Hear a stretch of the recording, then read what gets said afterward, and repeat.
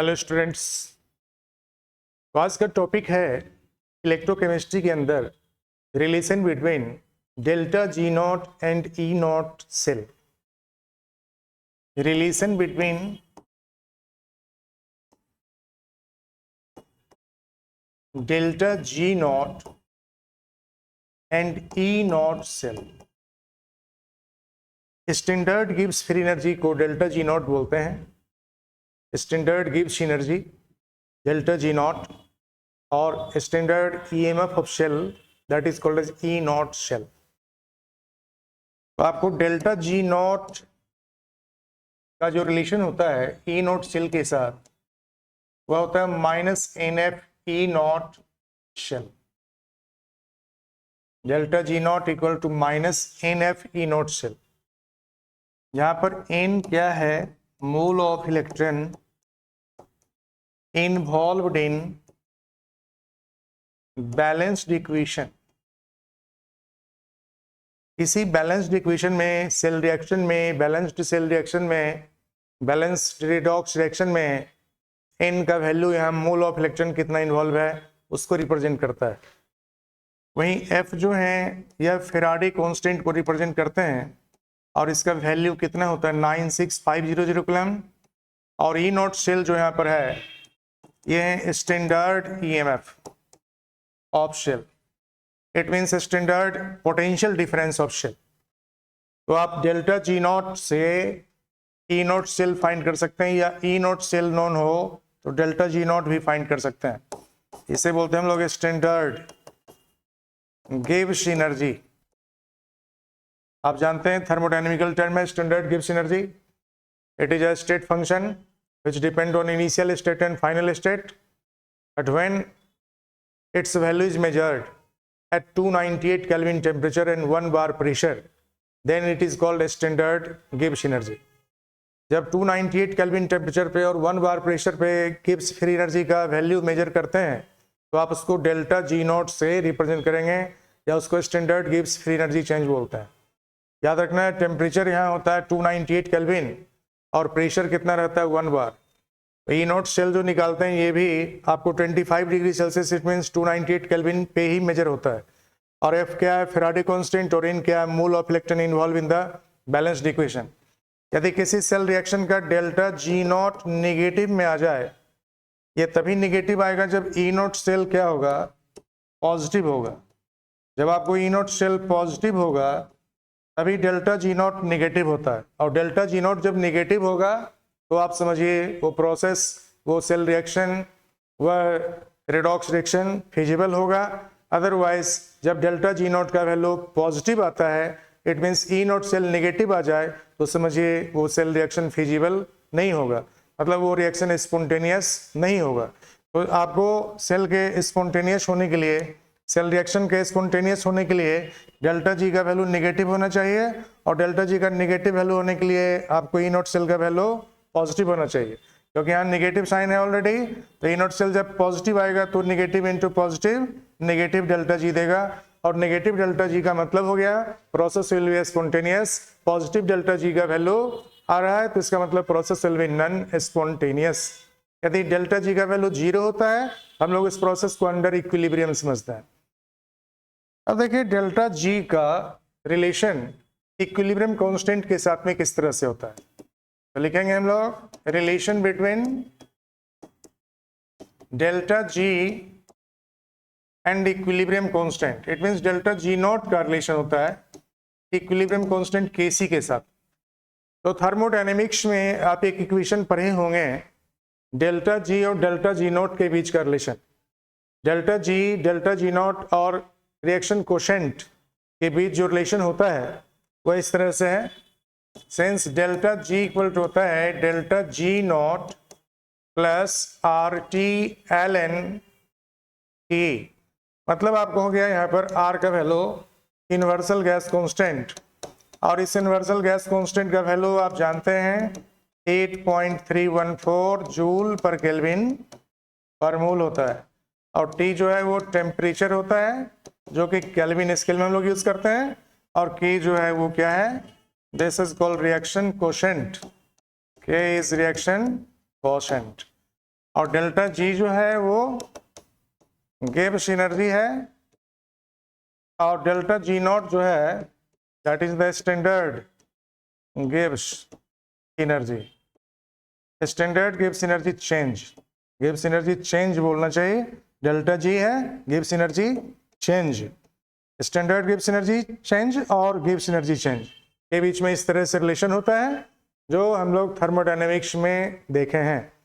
एक बार फिर से इसकी जरूरत है, इसलिए दोबारा आपको रिकॉल कराया गया। Delta G equal to delta G naught plus R T L N K. At equilibrium क्या होता है? एट इक्विलिब्रियम जब रिएक्शन इक्विलिब्रियम में आ जाए, जब कोई सेल रिएक्शन इक्विलिब्रियम में आ जाए तो इक्विलिब्रियम पर के का वैल्यू इक्विलिब्रियम कांस्टेंट के इक्वल हो जाता है। इक्विलिब्रियम पर आने के बाद इस रिएक्शन कोशेंट का मान Kc कहलाता है, इक्विलिब्रियम कांस्टेंट कहलाता है। तो इक्विलिब्रियम कांस्टेंट को हम लोग Kc से रिप्रेजेंट करते हैं, ये K का वैल्यू क्या हो जाएगा? दैट इज Kc हो जाएगा। तो आपको इक्विलिब्रियम पर इस बात को भी जान लीजिए, इक्विलिब्रियम पर जब कोई रिएक्शन आता है तो डेल्टा जी का वैल्यू 0 हो जाता है। डेल्टा जी इक्वल टू 0, अभी अभी आपको बताया गया था, डेल्टा जी का वैल्यू 0 होता है तो हम लोग उस रिएक्शन को अंडर इक्विलिब्रियम बोलते हैं। मतलब वहाँ कोई नेट चेंज अभी नहीं हो रहा है, वो इक्विलिब्रियम में है और अभी कोई नेट चेंज वहाँ नहीं हो रहा है, तो हम लोग इस कंडीशन को क्या बोलते हैं? इक्विलिब्रियम कंडीशन ऑफ रिएक्शन बोलते हैं। तो आपको यहाँ पर डेल्टा जी का वैल्यू 0 है और के का वैल्यू क्या है? Kc के इक्वल है एट इक्विलिब्रियम। तो हम लोग डेल्टा जी का वैल्यू और के का वैल्यू इसमें पुटअप करते हैं तो आपको जो इक्वेशन बनेगा डेल्टा जी 0 हो जाएगा और delta G naught plus R T आपको एल एन के हो जाएगा यहाँ पर Kc। के के बदले हमने यहाँ यूज किया Kc इक्विलिब्रियम कांस्टेंट, यानी कि आप डेल्टा जी नॉट को बाहर कर लीजिए तो आपको ये हो जाएगा minus R T L N K C के इक्वल। तो आपको delta G naught equal to minus R T L N K C होता है और delta G naught equal to अभी अभी बताया गया आपको minus N F E not cell भी होता है। तो आपको इस दोनों को कंपेयर करके के सी के बीच में और E M F of cell के बीच में, it means standard E M F of cell और इक्विलिब्रियम कांस्टेंट दोनों के बीच में क्या रिलेशन होगा हम लोग इसको स्टेब्लिश कर सकते हैं। Delta G naught equal to minus R T L N K C होता है, ये याद रखेंगे। और अभी अभी बताया गया delta G naught equal to minus N F E not cell, तो फिर हम लोग इसके बदले डेल्टा जी नॉट के बदले यहाँ minus N F E not cell put up करते हैं तो आपका इक्वेशन क्या बनेगा? Minus N F E not cell, minus N F E not cell equal to minus R T L N K C. तो आपके यहाँ पर दोनों तरफ नेगेटिव साइन है, मतलब नेगेटिव समाप्त, तो आपको क्या हो गया? N F E not cell equal to R T L N K C. यानी कि आपको ई नॉट शेल जब निकालना होगा तो हम लोग क्या करेंगे? आर टी में एन एफ से डिवाइड कर देंगे और एल एन के सी के इक्वल लिखेंगे। यानी कि आपको ई नॉट शेल का वैल्यू जब हम लोग इस एल एन को नेचुरल लॉग को यदि लॉग बेस 10 के फॉर्म में बदल दें, इसे लॉग बेस 10 के फॉर्म में चेंज कर देते हैं तो आपको ये हो जाएगा 2.303 R T by N F log base 10 K C. तो आप इस तरह से ई नोट के साथ में के सी का रिलेशन क्या होगा? इक्विलिब्रियम कंडीशन ऑफ रिएक्शन में हम लोग इसको फाइंड कर लेते हैं। यदि आपको के सी चाहिए तो आपको पहले लॉग बेस 10 के सी निकाल लेना है। यदि के सी फाइंड करना है तो के सी फाइंड करने के लिए हम लोग क्या करेंगे? फर्स्ट आपको लॉग बेस 10 के सी का वैल्यू आपको निकाल लेना है और फिर उसका एंटी लॉग कर देंगे, तो एंटी लॉग करके ये के सी आपको फाइंड हो जाएगा। तो आपको क्या करना है? यहाँ पहले हमको लॉग बेस 10 के सी निकालना है।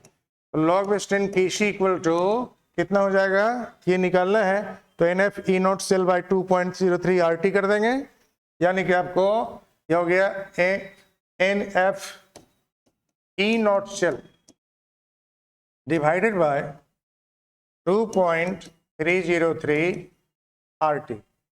यानी कि आपको यहाँ पर N F E not cell जो है ये माइनस डेल्टा जी नॉट के इक्वल होता है, क्योंकि delta G naught equal to minus N F E not cell होता है। हम लोग यहाँ N F E not shell है तो माइनस डेल्टा जी नॉट लिखेंगे और divided by 2.303 R T note करेंगे। तो ये आपको हो गया लॉग बेस 10 के सी के इक्वल। इट मीन्स के सी इक्वल टू क्या होगा? Anti log of what? Minus delta G not divided by 2.303 RT के इक्वल होगा। This is Kc। इस तरह से हम लोग Kc का वैल्यू निकाल सकते हैं। डेल्टा जी फाइंड करके delta G naught equal to क्या होता है, माइनस NF E नॉट। याद रखेंगे इस बात को, delta G naught equal to होता है minus NF E naught cell, जो अभी अभी आपको बताया गया था। आप इस बात को याद रखेंगे और इसके वैल्यू को फाइंड करके E नॉट वैल्यू से डेल्टा जी नॉट फाइंड करके यहाँ रख दीजिए, R और T का वैल्यू पुटअप कर दीजिए और इसका एंटी लॉग फाइंड कर लीजिए, तो आपको इक्विलिब्रियम कांस्टेंट Kc का वैल्यू कितना होगा ये कैलकुलेट हो जाता है। तो आपका इलेक्ट्रोकेमिस्ट्री में मैक्सिमम पोर्शन कवर हो गया है। अगले दिन हम लोग देखेंगे कमर्शियल सेल्स के बारे में और कोरोजन के बारे में। कमर्शियल सेल्स और corrosion, it means next class would be last class of this chapter. और बहुत होप है कि आप लोग मेहनत कर रहे होंगे, आप क्वेश्चंस बना रहे होंगे। NCERT का क्वेश्चन निश्चित रूप से बनाइए, और जो भी क्वेश्चन नहीं बनता है, हमारे जो सब्सक्राइबर हैं, आप कमेंट बॉक्स में भेजिए उस क्वेश्चन का नंबर, मैं आपको उस क्वेश्चन को सॉल्व करके भी दिखाऊंगा। ओके।